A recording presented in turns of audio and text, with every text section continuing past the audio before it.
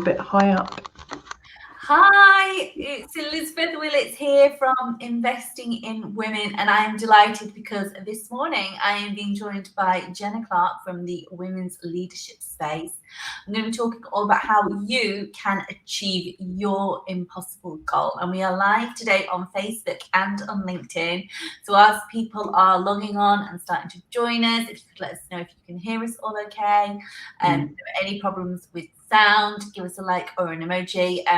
We would really appreciate that. But it's Elizabeth Willits from Investing in Women, and I am delighted because today I'm being joined by Genna Clark from the Women's Leadership Space, and we're talking all about how you can achieve your impossible goal.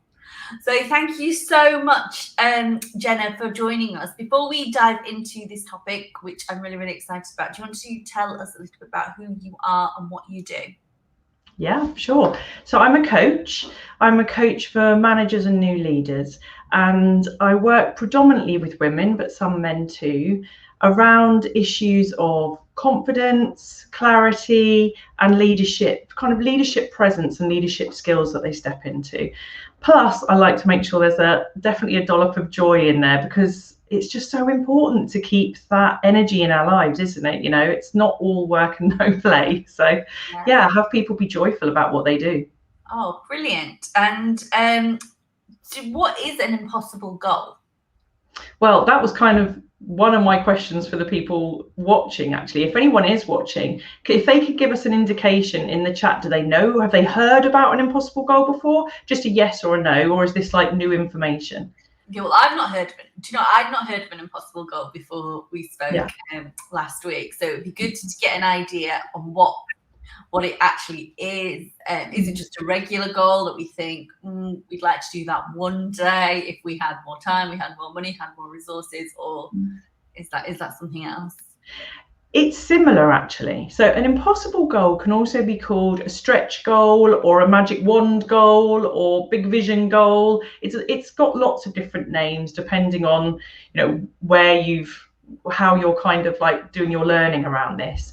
But an impossible goal is a goal that somehow, it's got some energy in you. You're always drawn towards it. It's something that if you had a magic wand, you would make happen. But the impossible part of it is that with what you know now, how you behave, and what you believe, actually is a really big part of this. It's not possible. Okay. So it's that thing that blocker. We might be putting our own mindset blockers. Mindset is one of the first parts of this. Yeah, there's also a part around behaviors, but you're already going into a really interesting, like really the foundation of this impossible goal is that. Have you heard the kind of what you believe dictates what you think and feel, which then dictates what you do? It's kind of a marketing model, actually, as well. Think, feel, do. I've not heard of that, no. Have you not? No, I've never heard of it. Yeah, explain that again. So I was like, what? So we are our beliefs, basically. The way you can have two people that have the same opportunity, one believes they can do it, one believes they can't. And the way I talk about it with my clients is that we've almost all got a genie in our head, and whatever you tell it is what it makes happen. Oh, do you know what? It sounds like a little bit, this is completely off topic, but I remember a few years ago, some people were recommending a book to me called The Secret. Oh yeah, do you know?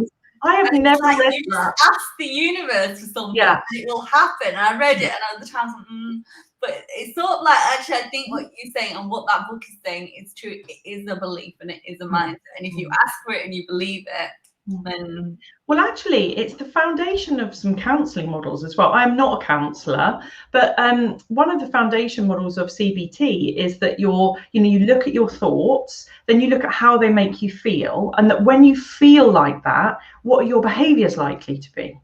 So, and then you look at reframing them. So we kind of leapt ahead a little bit, which is fine. That is a really fundamental part of this impossible goal, that one of the things we need to do is reframe how we think about it. Yeah. So, and there's ways to do that. There's ways we can support ourselves to do that.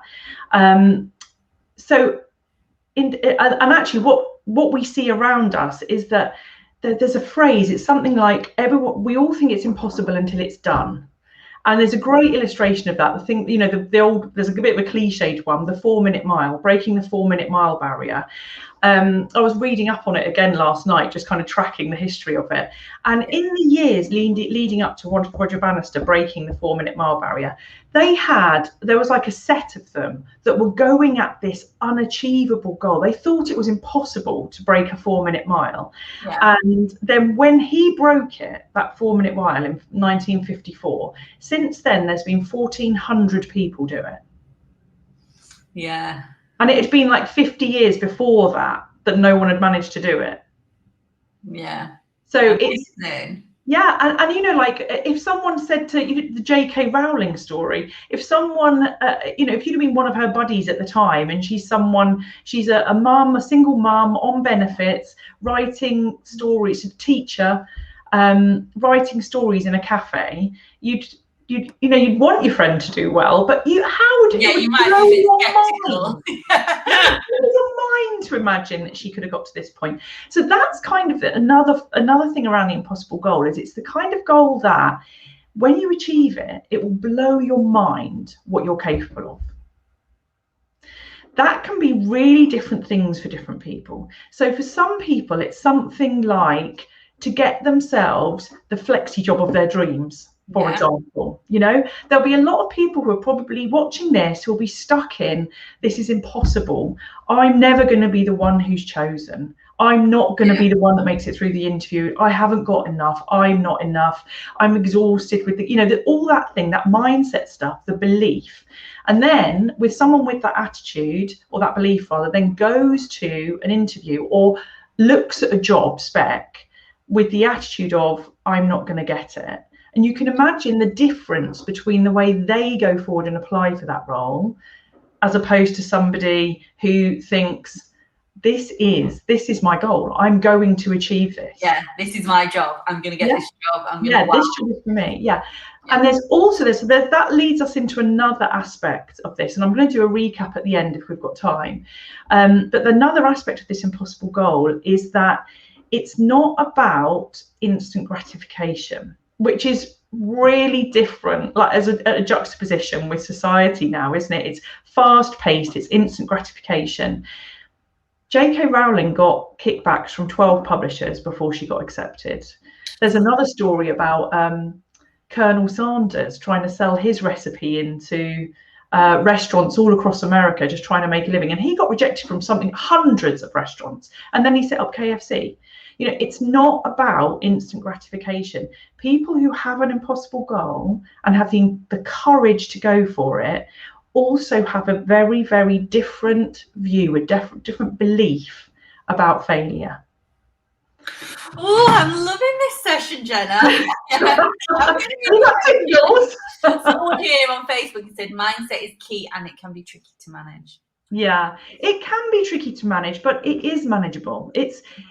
And that's it. Again, in this kind of instant society, it's not something you can't flick a switch and suddenly have your mindset mastered. It's like you've got to think about the gym that you're going to, you know, the mind gym. This is a constant workout. Like if you don't go to the gym for your body, you get flabby and out of shape. And it's the same with your mind. You know, you need to check in regularly. So that's another aspect, actually, this kind of regular check-ins. Check in, what are my beliefs right now? Do they serve me reaching my impossible goal, or do they not serve me? And if they don't serve me, what's a belief that replaces this one? And you have to be, when you're thinking of those beliefs, it's so I would say it's really important to stay focused on the positive, because we have a negativity bias. We're very fear, pain, averse based creatures. So we're very quick to go to, I don't want, or I'm frightened of, or I'm angry about. And actually, when you're going for your impossible goal, there's a real piece around managing that. And that's one of the kind of mindset mastery pieces, that you need to stay focused on what it is you do want. So, for example, maybe somebody's in debt. Yeah. It's not about, I want to clear my debt, I want to clear my debt, because you're keeping the word debt in your vocabulary.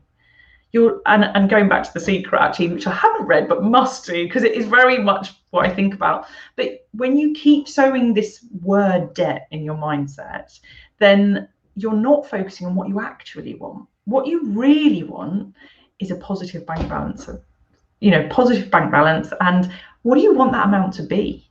Like, what's your impossible goal? And when you have that, what do you want to achieve with it? So then, in terms of steps to take, I'm going to go back a little bit actually to how impossible goals are different from normal goals. And I think we're very used to talking about normal goals in terms of they must be SMART. Yeah. So specific, measurable, achievable or agreed, realistic and timely. And I want you to chuck that R out. For impossible goals, it's not about, I want you to let go of realistic. Because the minute you go, like, you can have your big dreaming and then you go, it's got to be realistic, and straight away, yeah, that's not realistic for me. The R in impossible goals needs to be resonant. And what that means is something that has like the reverberation, the vibration of excitement, thrill, aliveness. It's really important that there's an aliveness about your impossible goal, because if it doesn't excite and thrill you, you're not going to do what it takes to get there. Okay.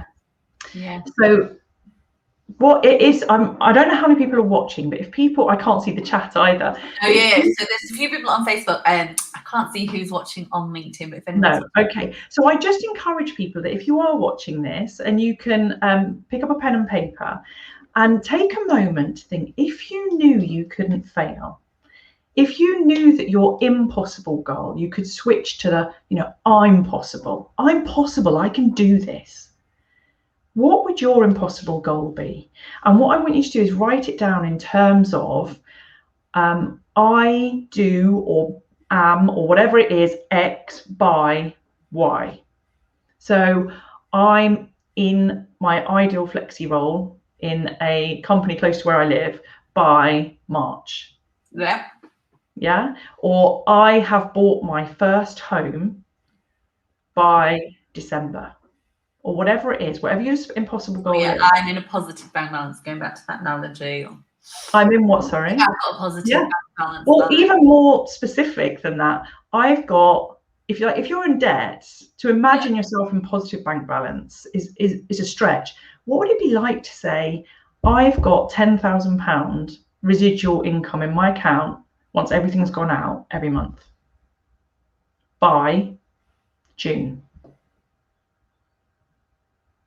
Yeah. These are big things. And like, people who are listening to this, if that's them, might be thinking, that scares me. That's impossible. Yeah. It might seem it. If it scares you, that's your start of resonance. Okay. Like, it has to scare you a little bit. Yeah. And what I need you to do now is let go of needing to know how. Okay. Let go of how, because how makes your brain go into spaghetti, and you get all the kind of limiting self-beliefs come in, and but you can't do that. There'll be loads of judgment around whether you're good enough, whether the circumstances are right, whether other people are good enough, or what's going on around you. Let go of how. Yeah. And set your impossible goal. And what I want you to do now is, when you've pictured that for yourself, when you've written that statement, I want you to take yourself forward to that place in time. Like, have you got one in your mind, Elizabeth? Yeah, I'm thinking now. Yeah, I'm thinking like growth my business, blah blah blah. Yeah. So go forward to that point in time that you've named that amount, that outcome for that date, and see yourself. See yourself as you reflect on this session, on the goal you set, and go, I've only gone and done it. I can't believe it. I've done it. This is incredible. And know that you've blown your mind. Yeah. Okay. Who are you? Who are you at that point in time? Who have you become? Yeah. It's exciting. Like, what's important to you in that space and time? What do you make important? Mm-hmm. I do think it's good to write things down. Sorry to interrupt. I think it's so you And what about things like, what behaviors are different? What are you not doing yet? Or what are you doing now that you know that to be this person that achieves this goal by that time, you've had to change? Mm-hmm. What do you value in your life most highly when you've achieved this? Mm-hmm. What's the impact on you? Mm-hmm. What's the impact on the people you love? That makes me feel a bit emotional because for me, it's always really about how it affects my family and like the opportunities it opens up. Mm-hmm. And how you interact with them. Yeah. I'd ask, like, what does it feel to be in that space? What does it feel like? What's your energy? And this piece is really important. Like, if this is starting to ring true with you and you're connecting to that is, I'd also really encourage people, even after this session, just take that away and journal on that. Who are you being? What does your life look like? What's the evidence that you've achieved it? How do you celebrate? And the really big one is around, how have your beliefs changed? Mm-hmm. And how have your behaviours changed? Mm-hmm. That think, feel, do. And so if you then like come back in time, like pedal back from wherever you are, and we'll choose a point that is something achievable. So by Christmas, we talked about this being like setting you up for the new year. So what about, like, this isn't dead time between now and the new year. This is still time that we can do something. So what I want you to think about now is the step that you could implement right now that would have a significant difference. And the important thing about this step is that it has to be possible. Yeah. It's about something that you could implement in the next, where are we? It's like 6 weeks, isn't it? Yeah. Realistically, potentially up to Christmas, Mm-hmm. that it's going to have the biggest shift, particularly on your belief system. Mm-hmm. And I'm going to reiterate that point about it has to be possible. And actually, some of the most powerful steps you can take are baby steps that you take every single day that help to create momentum and a shift, an underlying shift in behavior. So, for example, I did this for myself the other day because I'm kind of coming to my end of year. How do I want to set myself up for next year? Yeah. And I feel quite time poor a lot of the time and get really frustrated at how much time my kids take up, honestly. I feel the same. Like, I love them. Day, you've got to sleep and you're like, oh God, there's just no I really want to be present as a mum. Like, mine are older now. They don't go to bed till 11:30. Well, one of them doesn't. The other one, I'm trying to get into bed at 9. So bedtime stretches on forever. You know, it's just kind of... so actually, the thing I've made is habitual, that I am going to bed earlier and I'm getting up at 6. Yes, so that I get an hour. This is hard for people with little kids, so because they're probably not sleeping that long. But depending on how old your kids are, I get up at 6 now, which I never thought I would do in a million years. But when I looked at the goal I wanted to achieve next year, I can't do it the way I'm doing it. I can't do it in the way I'm showing up in the world right now. But when I get up at 6 and I come downstairs, I have a little bit of time for myself to make a cup of tea, play with the dog, calm her down. And then I sit and I get some work done. And I set myself up intentionally for my day. And then when my kids come down, we have the radio on and we have a bit of a celebration. And it's just completely different energy that sets up our day. As opposed, literally 2 weeks ago, it was much more about everyone's alarm going off and trying to dig everyone out of bed and stress and like, how do you get everyone to get all their clothes and shoes on? And not the old one, but so that's my shift. Yeah. And the other thing I find really powerful is that I ask myself first thing, how am I going to invest in that impossible goal today? How am I going to show up for it? And it might just be, because I'm home working all the time, it might be about what I choose to wear that day to get me in the right headspace. Or it might be that I'm going to block out some time for lead generation or whatever it might be. And then at bedtime, when I go to bed, I ask myself, How did I invest in my impossible goal today? Like, I keep it real. And actually, although I'm calling it a impossible goal to myself, I tend to think about just my goal once I've set it. I don't want that word impossible in it continually. It's just about my goal. Once I've got past setting it, how have I invested in that big goal, that juicy goal today? And what's important around this is that you don't need to know the next step. When you know, we're all using iPhone, whatever number it is right now. When Steve Jobs started, this wouldn't have even been on the radar. You have to go through your iterations. You don't need, and this is a really tough one because a lot of women are perfectionists. So they're like, no, but I need to know what the iPhone 13 is going to look like before I even begin building the iPhone 1. So yeah, that's the let go of perfection, let go of needing to know how you're going to get to the very end, and move into action now. The really important thing is consistent, regular baby steps now, bearing in mind everything you've got going on as well. You know, you can back plan slightly and see, like, where do you need to be on course in 6 months' time or in 3 months' time, but also bear in mind what you have in your life. You're a whole person. You're not just your career. Like, when do your kids need you? If they're starting nursery after Christmas, you're going to have sick kids, a sick household for the first month. It was such a shock to me when I went back to work and my kids started nursery that I couldn't believe how much time I had to take off for sick kids, like, straight away. So just be kind to yourself. Look at what your life demands of you, or your work, if it's about getting your life in balance, and build that into that possible goal, that possible steps as you go along. Mm-hmm. So I'm just having a quick look at my notes, see if there's anything. I think I've kind of covered off most of that. Well, how is everyone feeling about, like, their impossible goal right now? Do they feel connected to a goal, or do they have an idea about what they might want their baby steps to be? Whilst people are commenting, it's quite, Steve Jobs, I was reading about Steve Jobs actually last night. So I was reading a book about, and it had him in it, and he obviously got fired from Apple. Oh, I didn't know that. And then he went to Pixar, learned some new skills at Pixar, and then came back. Oh, wow. To Apple. And then at that point, he was like, brilliant. But I think that's a good point, that I suppose it's letting go of the fear of failure as well. It's actually looking for failure, because it's like accepting that you're going to have a certain amount of fails. You're going to have a certain amount of learnings. Yeah, maybe we shouldn't call them failures.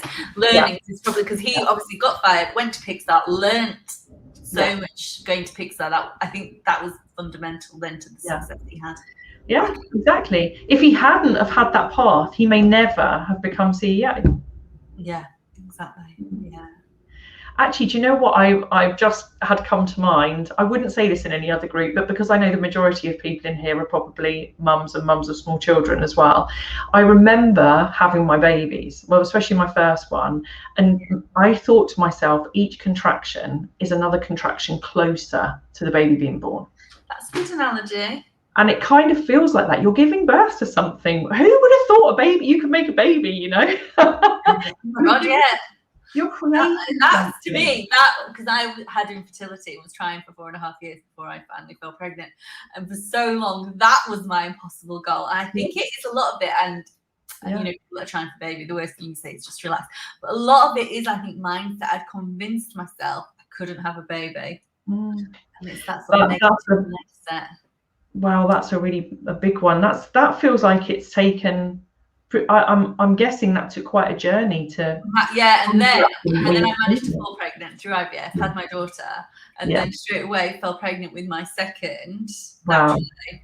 And I always think that is actually, and you hear so many stories of that. I've spoken to another woman that's in the Facebook group. She had tried for 10 years, had IVF, had her baby, and now has 4 children naturally. Wow. That just goes to show it's the power of the mind. I had my first, suddenly thought, wow, I can do this. And my mind must have thought that, and then my body achieved what had been my impossible goal. But yeah, someone said they thought that as well, sucking on gas and air. Someone else is thinking of the baby steps, those perfect baby steps. Yeah. Yeah, and that's it. It is really important to just be kind to yourself and take the baby steps, because there's something about us all needing to rush through everything and do everything, as Brené Brown says, do it all. What does she say? Do it something like, do it now, do it perfectly, and don't let them sweat, or don't let them see you sweat, or something like that. Okay. We've got to let go of perfect, and we've got to let go of immediate. You know, there's an element of flow about this. It's not about just writing an impossible goal and forgetting about it, but it's trusting that for as long as you're taking baby steps, you're moving towards it. It's only if you stop taking consistent action and you lose momentum that you are not going to achieve that goal. That's the only guaranteed way you won't achieve that goal, is if you step back from it. Yeah. Which is what the majority of people do. And then they settle and they spend the rest of their life thinking, what if? Yeah. But it might be that this impossible goal for you, maybe you want to scale it back slightly. Impossible really doesn't have to be the biggest goal you've ever set in your life. It's just something that is out of your comfort zone and out of your current reach right now, because of the stretch it involves, because of the transformation in small habitual things that it's going to take from you. So if people would like, because I know sometimes when there's just lots of talking, it's kind of difficult to know what to make a note of or what to follow. But I showed you earlier, Elizabeth, that I've got that slide that I could just have a quick run through. How long have we got? We've got time to look through the slide. Okay, and then I'll see if anyone's got any queries. Let's have a look. Let me know if you can see it. Yeah. You see it there, okay? Yeah. Okay, so we've spoken about all of these, but at the essence here, once you've set your resonant impossible goal, these are the factors that you need to stay with, kind of lock in for the journey. So number one, suspend your disbelief. I've said to you about it's always impossible until it's done. And there's truth in that. There's truth in, you don't know what you're capable of until you give it your all, truly. This is about blowing your mind. You're going to be doing things that require you to think, believe differently. It doesn't have to be a massive shift, but it is, that small thing of, if you start in one place and you change your perspective by 1 degree, you end up in a completely different destination in 10 years' time. Yeah. So if you change it by 5 degrees, it's even greater. So it's whatever you are capable of right now. I think one of the disbelief things that come in are, but I don't know anyone else who's done this. And we hear the phrase, you've got to see it to be it, which is true to a point. But I don't want you to limit what you believe about yourself, because somebody has to do it first. And it might be that it's no one in your sphere of influence is doing it, but somebody somewhere is doing it. And actually, in this era of podcasts and everything that you can find at your fingertips, you will also be able to find mentors for you. But trust your inner mentor, trust yourself that you can do this too. The let go of needing to know how. This is really important, because our brain just gets in a tangle. If we think we need to know every step before we start, we need to let go of that. We need to let go of needing to know how, and we need to let go of perfectionism as well. You've got to have an innovator's mind, an explorer's mind, ready to take that leap, be curious, and continue taking those steps. The daily action again comes back to the baby steps. This is about having that big vision, that big goal. And this is your bridge, your breakdown to building momentum to keep moving in that direction. But it is important to have daily habits, small habits, like I was speaking about earlier. The embracing failure. I've put a picture of a toddler, because imagine if a toddler fell 4 times and then never tried to walk again. How many times are they falling, bashing their heads? It's disastrous for them to start with, but it requires that tenacity to keep going. And when you fail, it's an opportunity to learn. In fact, that's another quote, Thomas Edison.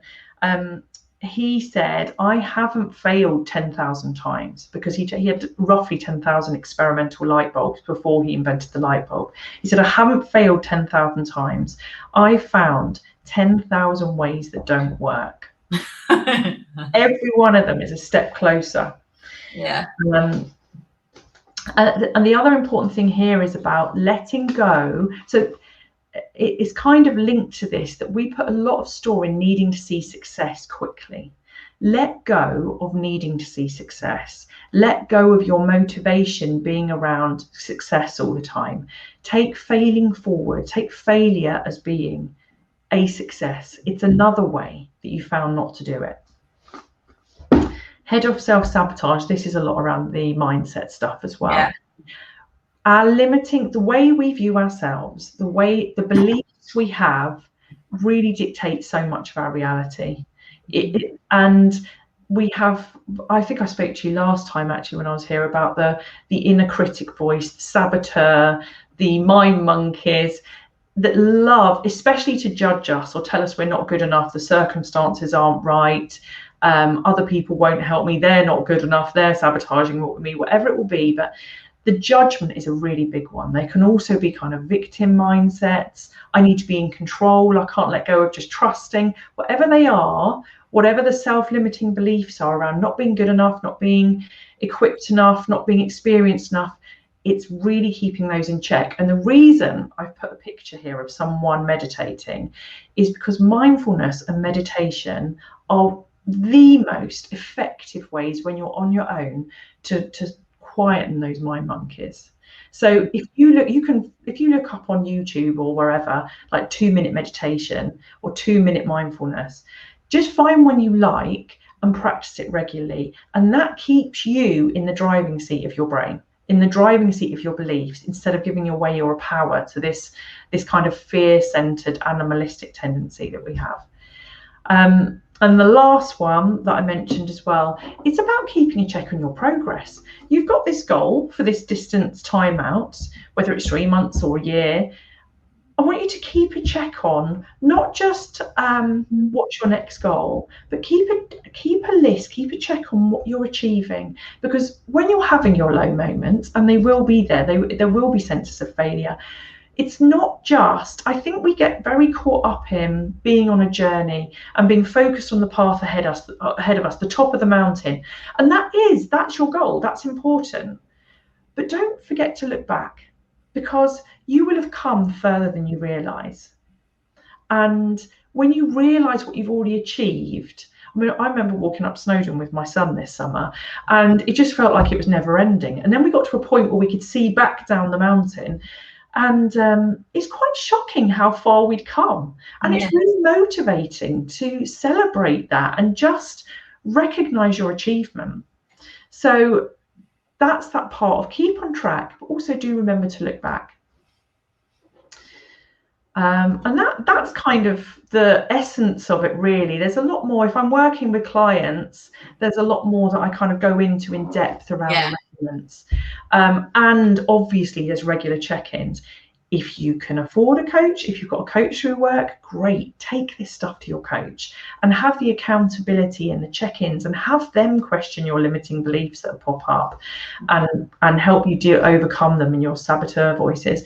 If you can't, a buddy system works quite well. Like, they won't necessarily hear all the stuff that's going on under the surface, but when you make a commitment out loud or in writing to somebody else, the truth is you're more likely to keep your word than you are to yourself. So find somebody else who's got an impossible goal that they'd like support with. Maybe even get 3 or 4 of you and just do a quick 5-minute check-in by email every Monday. What are you going to do that week to move towards your resonant goal? Yeah. And I suppose if anybody in the Facebook group wants to find a buddy to buddy up with to help hold each other accountable for an impossible goal, maybe we can set up a post, or you can... Yeah, we'll put it in the thread of this one. Yeah. Absolutely. I'd love to get a buddy if anyone's interested. Yeah, for sure. Someone said, my let go success is sing the song Let It Go from Frozen during those moments, and it helps. Yes, I find that really, I annoy my sons when I sing. If they're getting stressed about something, that's one of the ones I sing to them. So I distract them with annoyance, so they let go of whatever the other thing was. Yeah, it's great. Find your song. Find also your celebration song. Find the song that makes you feel alive. Yeah. I mean, have people got their top songs for feeling alive? I'm trying to think. I like Run the World Girls and stuff by Beyonce. Oh yeah, exactly. And Beyonce, I mean, she's the queen of impossible goals, isn't she? 100%. You know? Good one. Yeah. So I know I mentioned this last time I was here as well, but one of Beyonce's ways of kind of crushing her saboteur thoughts, her self-limiting thoughts, is she's got an alter ego called Sasha Fierce. Yeah. And she is really connected. She spent a lot of time building this Sasha Fierce person, this Sasha Fierce like metaphor vision of herself in her mind. So whenever she feels nervous or she's lacking energy to achieve it or having self-doubt, she steps into Sasha Fierce. When she goes out on stage, she steps into Sasha Fierce before she gets out on stage, because it serves her. That's the energy she wants to create. That's the energy of her future self, who's out there kicking butt. Well, she's kicking butt anyway, but you know, her best self. Yeah. Someone said their song is "Don't Stop Me Now." I love that song. Oh, that's mine. I love that song. Yeah. I'd say it's for me, my two feel-good songs. It's actually a Coldplay one. I can't remember the name of it, but there's two feel-good songs that I really like for me, and one is "Don't Stop Me Now" and the other one is "Faith" by George Michael. Showing my age. But so what about you, Elizabeth? Does it bring up anything for you? Yeah, I'm going to take this all the way. I'm going to really think about it, think about my business, and think as well the baby steps are important, especially for me as a young mom with two small kids as well. And I think it, like you said, it's all about balance. And I listened to something which really resonated with me by she does a podcast called Genna Clark, and she said her advice for a mum that was similar to me, setting up a business with small children, was to give yourself a longer landing strip.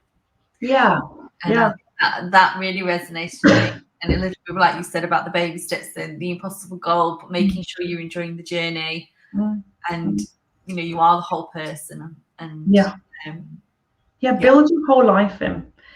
Be kind to yourself. Like if you were telling your best friend your impossible goal, and like not your impossible goal, forget your impossible goal, you know, don't forget it completely. But if you were telling your friend what you find as a baby step, would they be like, are you being kind to yourself? Are you setting yourself up to succeed? Because that's another thing that a lot of us can do, especially if you're used to being a high achiever, is push yourself so hard, push yourself beyond what a baby step is really. And make it painful, and make almost the baby step impossible, so that when you fail at that, you just feel deflated again. So make it small, make it joyful. Yeah, absolutely. And I was going to say, actually, on the building resonance, so something I did when I was working on mine is, when I talk about like why I want to achieve this, like with the goal, what's important about that goal? Like, why do I want to achieve it? I've got about 7. Some of them are to do with me. Some of them are to do with the impact on like my husband or my kids. And some of them are to do with actually how I want to show up in the world and the contribution I want to make. Other people might have other things that they want to tap into. But so I've written underneath them why they're important, and actually how it feels when I achieve it for that reason. You know, it's a very different reason if I feel like I want to build my business too. So if we've got a certain level of income and it's actually taking the pressure off my husband, what's important about that and how it feels to me is different to the reason I want to have an impact in the world. Yeah. So connect to all of those beliefs, all of those feelings, because they will all help you take courageous action in the right direction. That is possible. Yeah. Brilliant. Yeah. Cool. So if anyone wants to find out more about you and the services you offer, how can they connect with you and find you? I'd love to. If anyone would like to connect on LinkedIn, they're very welcome. Let me know you're on this, that you've seen this, and yeah, I'm always happy to make connections on LinkedIn, and I tend to post a lot of what's going on with me on LinkedIn as well, or any activities or resources or things like that. But if you'd like it straight into your inbox, I can put it in the chat. But I've got a download. I mean, you can just give me your email if you want to receive regular emails, but I also had a free download if you like it on how to 9 powerful steps to move from imposter syndrome to grounded confidence. Not that kind of inflated confidence, but the one where you really feel settled and like you're rooted to your confidence, very connected to it. So I can put a link to that, unless you, I don't know exactly the right link. I put a link that you sent me earlier. Yeah. But I'll put it again in the comments. Yeah, the original website link wasn't the right link to the right place, but the women's leadership space, it's not a website that I particularly use that much, because I tend to communicate with people through email and LinkedIn. But they can find me there if they'd like to, and come and join the community. In the new year, I'm looking at launching a community called the Confidence Collective for women managers and new leaders, because again, a lot of that piece where they're finding it overwhelming, impossible, the self-doubt creeps in, a lot of that piece is building self-awareness, self-belief, and actually self-love. Really appreciating who you are, what you have to offer, and accepting yourself across the board, which is one of those ones that surprises a lot of my clients when they come to it, but is one of the most significant shifts.